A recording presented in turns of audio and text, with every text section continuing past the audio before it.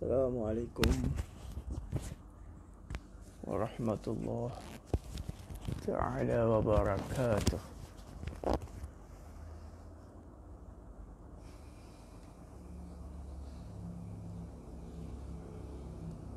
InsyaAllah tuan-tuan yang dah masuk, cuba komen suara saya. Adakah kedengaran dengan elok di tempat tuan-tuan? Dan share video ini. Kita akan sambung pengajian penawar bagi hati. Ambilkan link masing-masing, masuk dalam grup. Kita akan mulakan kelas sebentar saja lagi. Tag nama kawan-kawan, share pada mereka insyaAllah. Farizul, Sabah, macam mana suara? Orang Keningau, macam mana suara? Cuba komen. Tuan-tuan di tempat masing-masing, bagaimana suara? Kalau suara okey, insyaAllah kita akan teruskan pengajian malam ini, penawar bagi hati. Masya Allah, jazakumullah. Muhammad Jamal, suara okey Jadi insyaAllah kita akan sambung pengajian kita dalam bab yang ke-8 sebelum ini, tak habis lagi. Kasih kepada Allah, cinta kepada Allah. Malam ini kita telah masuk pada muka surat 93 kitab Jawi. Alhamdulillah clear daripada Sabah. Waalaikumsalam Muhammad Syafiq. Allah kabul semua insyaAllah. Share lagi kepada kawan-kawan kita. Ambil link, masuk dalam grup. Kita akan mulakan pengajian sebentar saja lagi. Kita dalam sesi-sesi terakhir kitab penawar bagi hati. Malam ini insyaAllah kita akan masuk kepada bab yang ke-9 pada menyatakan redha dengan qada Allah. Dan selepas itu bab yang terakhir insyaAllah bab yang ke-10 pada menyatakan ingat akan mati. Kita akan khatamkan kitab ini dengan peringatan terhadap kematian insyaAllah ta'ala. Selepas itu habislah kitab penawar bagi hati. Dan kita akan masuk kitab baru insyaAllah. Kalau tak keberatan, kitab Kifayatul Awam insyaAllah. Jadi yang baru masuk, insyaAllah kita akan sambung pada pengajian kitab Jawi ini pada muka surat, pada muka surat 93.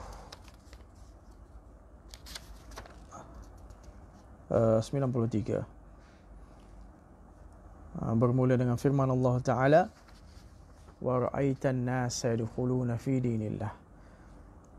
Jadi tanpa melengahkan masa lagi, kita akan mulakan sekarang. Bismillahirrahmanirrahim. Alhamdulillah wa kafa, wa salamun ala ibadil ladzina istafa, amma ba'd. A'udzu billahi minasyaitonir rajim. Bismillahirrahmanirrahim. Wa ra'aitan nasa yadkhuluna fi dinillahi afwaja fasabbih bihamdi rabbika wastaghfir innahu kana tawwaba. Qala al-musannif rahimahullahu ta'ala wa nafa'ana bi'ulumi fid dharain amin. Berkata penyusun kitab Syekh Abdul Qadir Al-Mandili rahimahullahu ta'ala pada kitab Jawi muka surat 93, wa ra'aitan nasa yadkhuluna fi dinillahi afwaja ila al-akhir. Artinya, dan melihat engkau akan manusia masuk mereka itu manusia ke dalam agama Allah Ta'ala. Yadkhuluna fi dinillahi afwaja, satu jemaah yakni berbondong-bondong. Fasabbih bihamdi rabbika wastaghfir, kemudian daripada masuk mereka itu seorang-seorang, maka mengucaplah tasbih olehmu dengan memuji Tuhan engkau. Fasabbih bihamdi rabbika wastaghfir, dan mintalah ampun olehmu akan Allah Ta'ala. Kerana apa? Innahu kana tawwaba, kerana bahawasanya Allah Ta'ala itu sangat menerima taubat. Maka menempatkan Allah Ta'ala akan... Ada gangguan kejap tadi tuan-tuan, minta maaf. Harap-harap tidak ada gangguan malam ini insyaAllah. Apabila engkau lihat hamba Allah Ta'ala masuk dalam agama Allah, maka berkata olehmu dengan kepujian Allah Ta'ala, tiada dengan kepujianku. Dan ialah makna tasbih. Ini makna tasbih, kita memuji Allah Subhanahu Wa Ta'ala tanpa kita memuji diri sendiri. Ialah makna tasbih dengan memuji Tuhannya. Maka jika berpaling hati engkau kepada diri engkau dan usaha engkau, maka meminta ampun olehmu akan dia supaya menerima taubat. Sampai satu tahap, internet tak berapa cantik lah malam ni. Sangkut-sangkut lah. Kejap lah. Kejap.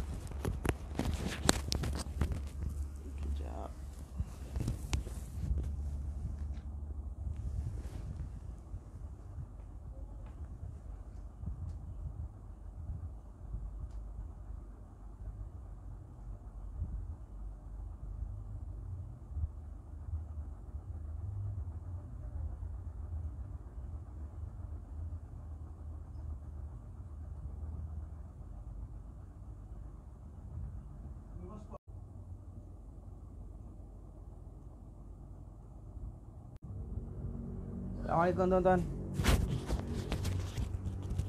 Okey, minta maaf. Sekarang macam mana tuan-tuan? Komen balik.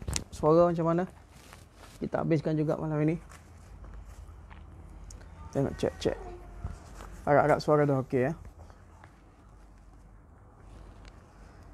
Bismillahirrahmanirrahim. Kita sambung tadi.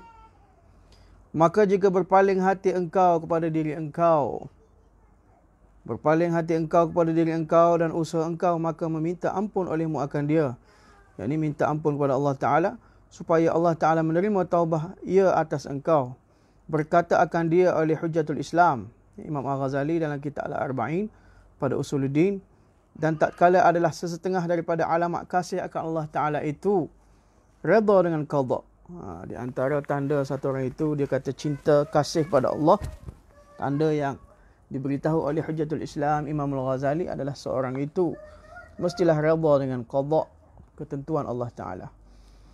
Maka musannif kata, maka hamba iringkan akan bab kasih ini dengan bab redha dengan qadha Allah Ta'ala. Maka hamba berkata, fa'akulu, lalu aku berkata, yakni musannif berkata. Maka masuklah kita pada bab yang ke-9, pada menyatakan redha dengan qadha Allah. Redha dengan ketetapan ketentuan Allah. Qala al-musannif rahimahullah ta'ala, ketahuilah olehmu, wahai penuntut ilmu, bahawasanya redha dengan qadha Allah Ta'ala itu maknanya suka hati akan segala yang dikehendaki Allah Ta'ala dan ketiadaan i'tirad, yakni ketiadaan menyangkal, tidak menyangkal akan segala yang diperlakukan oleh Allah Ta'ala atas hambanya. Jadi musannif kitab dia telah memperincikan takrif apa itu maksud redha dengan qadha Allah Ta'ala. Redha dengan ketentuan Allah Ta'ala maknanya suka hati seseorang itu akan segala yang dikehendaki Allah Ta'ala dan ketiadaan menyangkal. Allah Ta'ala tetap dia dalam keadaan macam mana, kedudukan macam mana, hati dia tetap suka dan tidak i'tirad, yakni tidak menyangkal akan segala yang diperlakukan Allah Ta'ala atas hambanya. Kemudian musannif menjelaskan lagi, dan bukan makna redha dengan qadha itu bahawa tiada berasa sakit pada ketika kena bala. Bukan bila Allah Ta'ala hantar bala, hantar banjir, hantar COVID dan sebagainya, sampai hati dia tak terusik langsung, hati tak terasa sakit langsung. Itu bukan makna redha di atas qadha Allah Ta'ala. Sehingga tidak terasa langsung sakit ketika kena bala. Dan bukan makna redha dengan qadha itu meninggalkan mendoa dan berubat. Bukan juga maknanya sehingga kita tinggal untuk berdoa, tidak berdoa pada Allah Ta'ala, tidak berikhtiar, tidak berubat. Itu bukan maksud redha di atas qadha Allah Ta'ala. Ya? Meninggalkan mendoa dan berubat. Dan bukan maknanya juga membiarkan mudarat datang kepada diri engkau beserta kuasa engkau menolaknya. Bukan kita biar mudarat datang, melarat kepada kita, berjangkit kepada kita, sehingga kita tak berikhtiar langsung, sehingga kita tidak berikhtiar langsung untuk menolak mudarat yang datang pada kita. Itu bukan makna redha dengan qadha Allah Ta'ala. Maka setengah daripada perhimpunan beserta kuasa engkau menolaknya. bahkan menyuruh Allah Ta'ala akan dikau dengan mendoa. Malah Allah Ta'ala suruh kita doa. Tolak bala doa Allah Ta'ala selamatkan kita. Itu perintah Allah Ta'ala. Maka sesetengah daripada perhimpunan redha dengan qada itu, bahawa menuntut sampai engkau kepada yang dikasihnya dengan mengerjakan segala sebabnya. Maksud redha dengan qada Allah Ta'ala di sini, berhimpunnya redha dengan qada itu adalah kita menuntut sampai engkau kepada yang dikasihnya. Apa saja matlamat kita, tujuan kita, cita-cita kita, kita menuntut untuk menyampaikan kepada visi dan matlamat kita. Tapi dalam masa yang sama, dengan mengerjakan segala sebabnya. Contoh, untuk mencapai satu matlamat kita, cita-cita kita, ada asbab-asbab dia. Contoh, satu orang nak pergi umrah, ada asbab-asbab dia. Kena usahakan visa, pasport. Sekarang ni perlu booster, tiket flight dan sebagainya. Jadi redha dengan tuntutan Allah Ta'ala tadi, dia menjalankan di atas segala jalan-jalan asbab untuk menyampaikan kepada sesuatu yang dikasihnya tadi. Ya, dia tetap berjalan di atas jalan asbab. Dia tidak meninggalkan asbab. Bahkan meninggalkan segala sebab itu menyalahi akan yang diredha Allah Ta'ala. Bahkan kalau kita tinggalkan asbab, nak pergi umrah tapi tak usahakan visa, tak usahakan tiket flight, tak usahakan pasport, dia meninggalkan asbab itu menyalahi yang diredha Allah Ta'ala. Allah Ta'ala tak redha macam tu. Bahkan ia menyalahi keredaan Allah Ta'ala. Maka tiada daripada redha dengan qada Allah bagi mereka yang dahaga, bahawa tiada menghulurkan ia akan tangan kepada air dinginnya. Maka tak termasuk daripada redha Allah lah. Tak termasuk daripada redha dengan ketentuan Allah satu orang yang mana dia dahaga, dia dahaga 2-3 hari tak minum air, kemudian ada air di depan dia, di atas jak, dalam jak, air yang sejuk, maka dia tidak mengusahakan asbab menghulurkan tangan dia ambil air itu. Dia kata serah pada Allah Ta'ala. Kalau Allah Ta'ala nak hilangkan dahaga, hilanglah dahaga tanpa mengikhtiarkan kasab dan ikhtiar. Maka itu salah daripada konsep redha kepada qada, ketentuan Allah Subhanahu Wa Ta'ala. Sebab itu dia kata, maka tiada daripada redha dengan qada Allah bagi mereka yang dahaga, bahawa tiada menghulurkan ia, orang dahaga tadi, akan tangannya kepada air dinginnya. Dingin. Bahkan setengah daripada redha dengan qada Allah Ta'ala itu, bahawa dihilangkan dahaga dengan air. Maksud redha dengan qada Allah Ta'ala di sini adalah, kita kalau dahaga kena ambil tangan, hulur tangan, minum air, barulah Allah Ta'ala menghilangkan dahaga. Dan tiada ada pada redha dengan qada itu keluar daripada perintah syarak. Dia tidak ada konsep, kita boleh kata, redha dengan ketentuan Allah sehingga kita menyalahi syarak, sehingga kita keluar daripada syarak. Itu pun tak boleh juga. Bahkan maknanya seperti yang telah berlalu. Bahkan makna redha dengan ketentuan Allah itu seperti makna yang telah kita huraikan sebelum ini. Ketiadaan menyangkal, yakni ketiadaan menyangkal atas perbuatan Allah Ta'ala pada zahir dan hati. Bila Allah Ta'ala tentukan kepada kita, kena banjir, kena COVID, kena apa saja bala Allah Ta'ala tentukan, kita tidak menyangkal. Baik melalui perbuatan zahir kita, melalui tangan, lidah kita mengadu, marah pada Allah, na'udzubillah min zalik, ataupun pada hati kita, tersedih dalam hati kita, kenapalah Allah buat aku macam ni, sedihlah aku, orang ramai banyak lagi, kenapa tak uji, kenapa Allah Ta'ala uji aku. Jadi orang yang redha pada ketentuan Allah itu, dia tidak menyangkal atas perbuatan Allah Ta'ala pada zahir dan juga pada hati, serta bersungguh-sungguh pada menuntut sampai kepada segala yang kasih dia akan dia oleh Allah Ta'ala. Malah dia bersungguh-sungguh ihtimam di dalam perkara yang dia kasih tadi, ataupun perkara yang dikasih oleh Allah Subhanahu Wa Ta'ala tadi, dia berusaha bersungguh-sungguh, berikhtiar bersungguh-sungguh, dan demikian itu dengan mengerjakan yang disuruh dan menjauhkan yang dilarang. Dalam apa saja cita-cita, matlamat, keinginan dia bersungguh-sungguh, dalam pada masa yang sama dia jaga kehendak Allah Ta'ala di dalam tuntutan kehendak dia tadi, iaitu dia mengerjakan apa yang disuruh dan dia menjauhkan apa yang dilarang. Dan ketahuilah olehmu bahawasanya redha dengan qada Allah Ta'ala itu kelakuan yang dipuji lagi yang diwajibkan atas sekalian mukallaf. Redha di atas ketetapan Allah Subhanahu Wa Ta'ala kepada kita ini adalah satu sifat mahmudah, sifat yang dipuji Allah Subhanahu Wa Ta'ala. Lagi yang diwajibkan, malah Allah wajibkan kepada setiap mukallaf. Kita semua ni mukallaf yang ditaklifkan untuk berjalan di atas syariat Allah Subhanahu Wa Taala.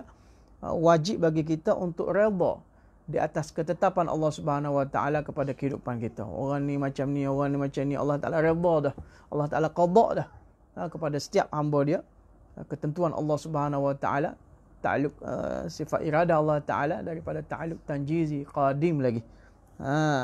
Allah Ta'ala tentukan fulan-fulan macam ni. Maka redha di atas ketetapan yang Allah Ta'ala tetapkan ke atas hambanya itu merupakan satu perkara yang wajib. Kenapa Allah Ta'ala berfirman, radhiyallahu anhum wa radu'an. Berkenaan para sahabat ni Allah Ta'ala berfirman, artinya telah redha Allah Ta'ala daripada sekalian yang beriman. Radhiyallahu anhum. Allah Ta'ala redha kepada mereka semua, ini para sahabat yang mengerjakan amal yang baik. Waradu anhu, dan mereka semua para sahabat tadi pula, dan redha mereka itu daripada Allah Subhanahu Wa Taala. Jadi redha, suka kepada ketetapan Allah Subhanahu Wa Taala kepada kita ini merupakan sifat-sifat sahabat yang telah diredha Allah Taala. Dan sabda Nabi sallallahu alaihi wasallam, min sa'adati ibni Adam ridahu bima qadallah wa min syaqawati ibni Adam makhatuhu bima qadallahu lah. Artinya setengah daripada tuah manusia. Artinya setengah daripada kebaikan, tuah, nasib baik manusia itu adalah ketika mana redanya manusia tadi dengan barang yang dimenghendaki akan dia oleh Allah Ta'ala. Jadi bila kita redha terhadap ketentuan, ketetapan Allah Subhanahu Wa Ta'ala kepada kita, ianya termasuk tuah manusia. Ianya termasuk tuah manusia. Dan sesetengah daripada celaka manusia, murkanya manusia tadi dengan barang yang dikehendaki Allah Ta'ala. Bila manusia murka, marah di atas ketetapan Allah Subhanahu Wa Ta'ala, maka itu termasuk daripada kecelakaan manusia. Seperti mana kita dengar kisah waktu kecil-kecil dulu, berlaku di Kelantan. Satu kali berlaku di kawasan belah pantai Bacok mana di Kelantan. Seorang pakcik ni, petani ni, dia tanam pohon tembakau. Dulu ada pohon tembakau, maka dia tanam pohon tembakau di tepi laut, di Bacok. Tiba-tiba satu kali Allah Ta'ala datangkan banjir ataupun air pasang macam mana, menyebabkan semua tanaman tembakau dia tadi habis beranak, hancur, binasa. Maka bila kita tak belajar akidah, bila tidak ada redha di atas qada Allah Ta'ala tadi, apa tadi, maka pakcik tadi begitu marah sekali, menyangkal perbuatan Allah Ta'ala sehingga tahap dia ambil, ini cerita benar yang kita dengar daripada mulut ke mulut orang tua kita, dia ambil parang ataupun pedang dan sebagainya, maka dia hunuskan. Dia kata, mana Allah, nak berlawan dengan Allah kan, kenapa hancurkan tanaman aku? Maka disebut bahawa pakcik tadi akhir sekali meninggal. Dan bila meninggal, nak angkat keranda dia pergi ke kubur, berat. Tak boleh nak angkat walau 10 orang, 15 orang. Akhir sekali tuan imam di kawasan itu, dia syorkan bawa sekali golok ataupun parang yang dikeluarkan untuk berlawan dengan Allah Ta'ala, letak sekali di atas keranda. Bila diletakkan, barulah mereka berupaya untuk angkat keranda tadi, maka dibawa ke kubur sebagai saksi orang ini nak berperang dengan Allah Subhanahu Wa Ta'ala sampai tahap itu. Jadi semoga Allah jauhkan kita, kan, kalau Allah Ta'ala timpakan kita musibah kecil ataupun besar secara global ataupun secara individu, itu ketetapan Allah Subhanahu Wa Ta'ala. Allah Ta'ala lakukan sesuatu itu, nescaya ada hikmah di sebaliknya yang mana kita tak nampak. Jadi bila kita tak belajar akidah, bila mana kita tak belajar agama, maka syaitan akan masuk dalam hati kita. Dia akan membuatkan kita i'tirad, menyangkal, komen terhadap perbuatan Allah Subhanahu Wa Ta'ala. Jadi dalam hadis ini bagi tahu, tuah manusia itu bila mana mereka redha terhadap ketentuan Allah. Dan nasib malang manusia, celakanya manusia itu bila mana mereka murka, marah terhadap ketetapan Allah kepada mereka. Dan bahawasanya redha itu kesudahan tuntutan ahli syurga. Redha itu adalah kesudahan tuntutan ahli syurga. Nanti dia tak minta apa dah dalam syurga. Nak susu ada susu, nak bidadari ada bidadari, nak bidadara ada bidadara, nak nikmat apa ada. Sehinggalah Allah Ta'ala tanya, maza turidun, apa lagi kamu hendak? Fayaquluna ridaka, mereka semua menjawab, keredaanmu yang kami mahu. Sebab itulah dan bahawasanya redha itu kesudahan tuntutan ahli syurga. Berfirman Allah Ta'ala bagi mereka itu, yakni bagi penduduk syurga, Allah Ta'ala satu kali berfirman kepada mereka, maza turidun, apa yang kamu kehendaki, fayaquluna ridaka, artinya akan apa yang menghendaki kamu hai sekalian ahli syurga, maka bersembah mereka itu, yakni sekalian ahli syurga, redha engkau. Yakni betapa banyak nikmat ahli syurga nanti Allah Ta'ala bagi segala nikmat dengan air yang cantik, dengan bidadarinya, dengan nikmat dalam syurga. Sampailah Allah Ta'ala tanya, wahai penduduk syurga, kamu nak apa lagi? Mereka kata, ya Allah, aku tak nak apa dah. Kami hanya mahukan redha keredaanmu. Jadi redha di atas ketentuan Allah ini merupakan sifat ahli syurga. Jadi kalau kita berjaya memupuk hati kita untuk redha di atas ketetapan Allah kepada kita, kita telah dapat sifat ahli syurga. Mudah-mudahan Allah Ta'ala masukkan kita bersama-sama Nabi SAW dalam syurga Allah Subhanahu Wa Taala. Amin. Maka jika engkau bertanya, betapa aku himpun antara redha dengan qada Allah Ta'ala dan benci akan kufur dan maksiat, dan keduanya itu dengan qada Allah Ta'ala juga. Maka kalau ada orang tanya, bagaimana kita nak himpun redha di atas ketetapan Allah Ta'ala dalam masa yang sama benci kepada kufur dan maksiat? Nampak sekaligus dua perkara yang berlawanan. Maknanya kalau Allah Ta'ala bagi ketentuan kepada kita untuk melakukan kufur ataupun melakukan maksiat, bagaimana kita nak redha terhadap ketetapan Allah Subhanahu Wa Ta'ala kepada kita? Jadi persoalannya, bagaimana kita nak himpunkan redha terhadap ketentuan Allah dengan benci akan kufur dan maksiat? Dan keduanya itu dengan qada Allah Ta'ala. Kenapa kufur dan maksiat itu juga adalah ketetapan Allah Subhanahu Wa Ta'ala bagi seorang hamba. Kalau Allah Ta'ala tentukan seseorang itu dia akan melakukan kufur, melakukan maksiat, itu juga ketentuan Allah Subhanahu Wa Ta'ala. Maka penulis kata apa? Nescaya aku jawab bahawasanya kufur dan maksiat itu ada bahaginya dua pihak. Dia kata kufur dan maksiat itu kena lihat daripada dua sudut. Pihak yang pertama, sudut yang pertama, bahawasanya keduanya, yakni kufur dan maksiat itu dengan qada Allah Ta'ala dan kehendaknya.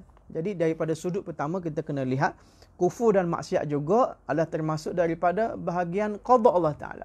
Ketetapan Allah Subhanahu Wa Ta'ala bagi fulan, bagi seorang hamba. Itu memang ketetapan Allah. Allah Ta'ala tetapkan semenjak azali lagi.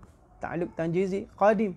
Satu orang itu akan melakukan kufur, satu orang itu melakukan maksiat. Itu memang ketetapan Allah. Satu pihak kena tengok macam tu. Satu sudut. Jadi pihak yang pertama bahawasanya keduanya, yakni kufur dan maksiat itu dengan qada Allah dan dikehendakinya. Memang Allah Ta'ala kehendak. Maka daripada ini pihak wajib kita redha dengan keduanya. Daripada sudut ketetapan Allah, kita kena redha lah. Kerana Allah Ta'ala telah tetapkan kita melakukan kufur sekalipun, kita melakukan maksiat sekalipun, disebabkan itu adalah ketetapan Allah semenjak azali. Daripada sudut itu, daripada hati kita, kita kena redha. Tak boleh sangkal, kenapa Allah Ta'ala kamu bagi aku melakukan maksiat, kenapa kamu tetapkan aku melakukan zina dan sebagainya. Kalau terlanjur, terbuat, terapa, kita kena redha daripada satu sudut.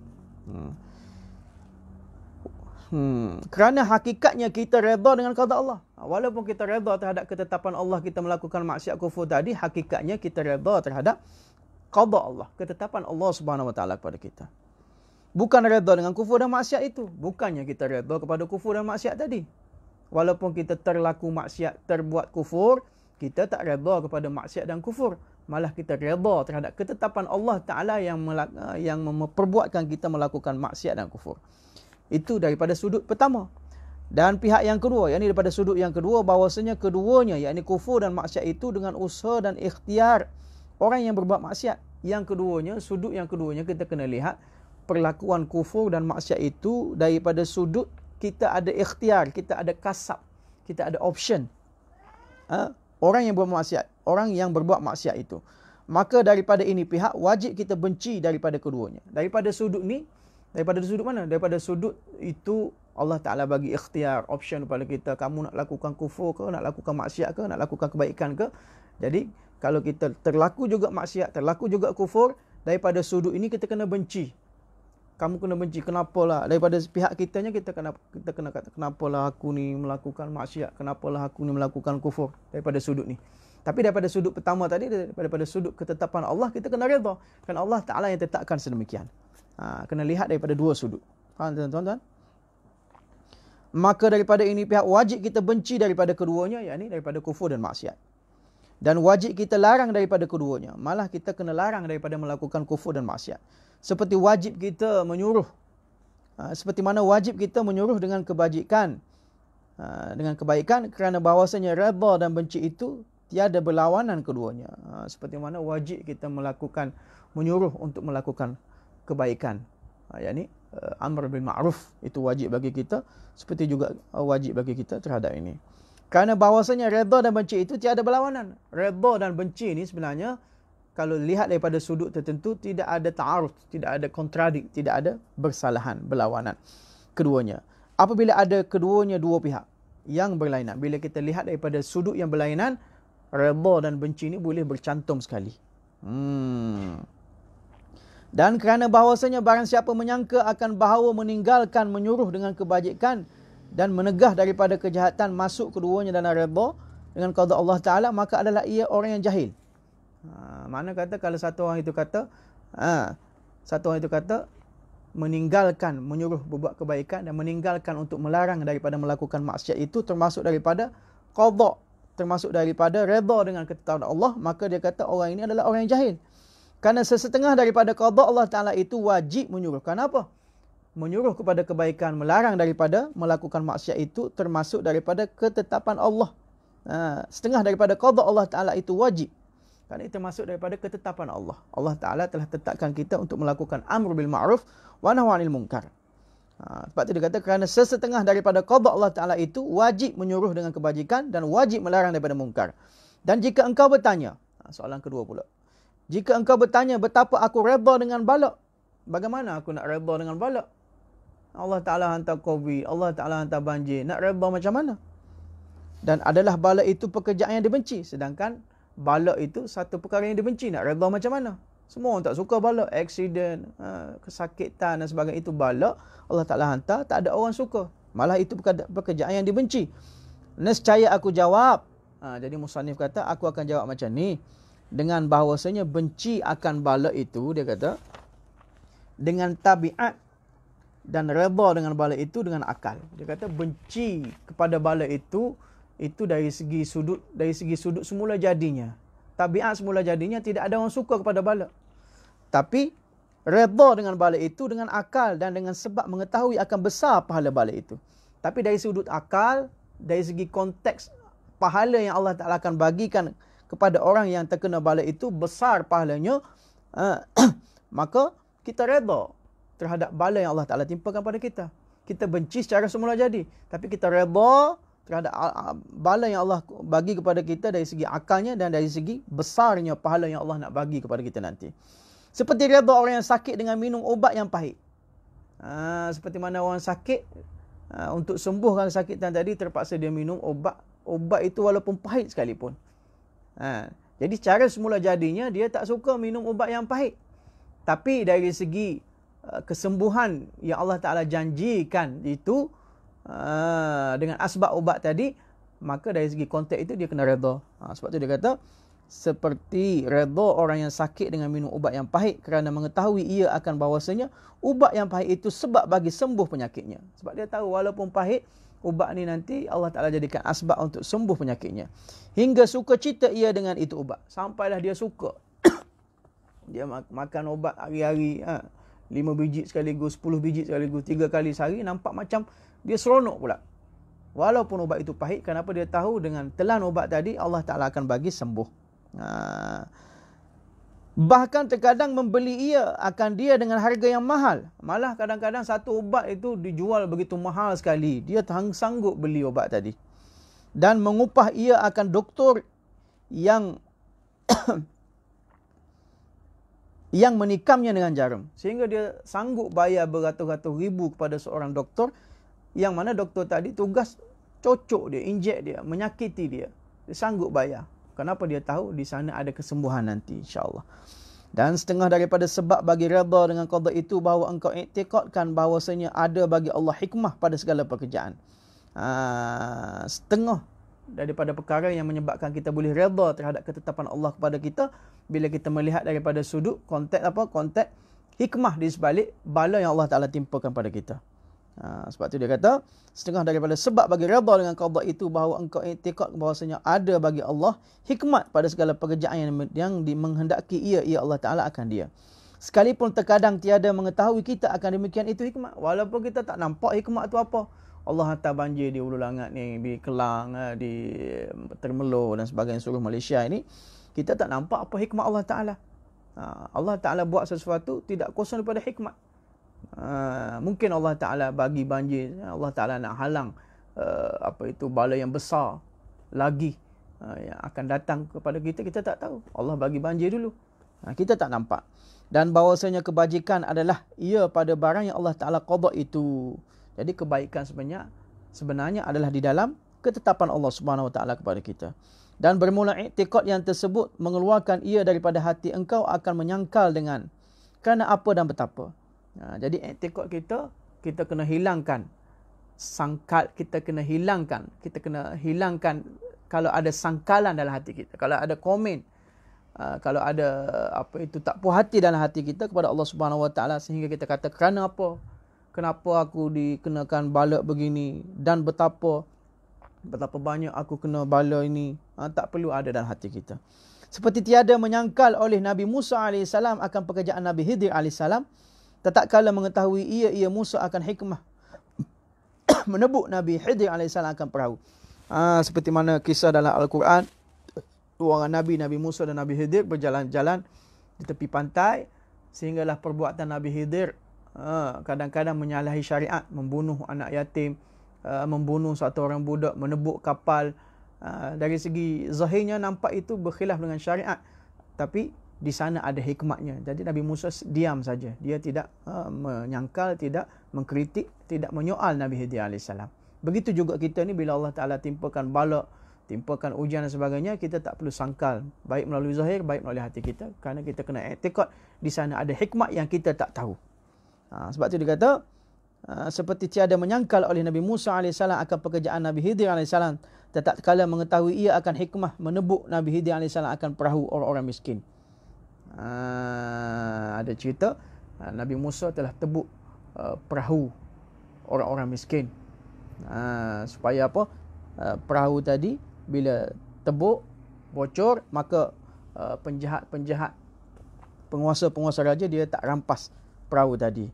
Ada cerita panjang lah, kita kena belajar tafsir surah Al-Kahfi lah berkenaan dengan Nabi Musa dan juga Nabi Khidir AS. Dan membunuh ia Khidir AS akan kanak-kanak dari mendirikan ia akan jidar yang hendak runtuh. Dan sehingga satu kali Nabi Khidir AS membunuh seorang kanak-kanak yang mendirikan benteng dinding yang nak roboh.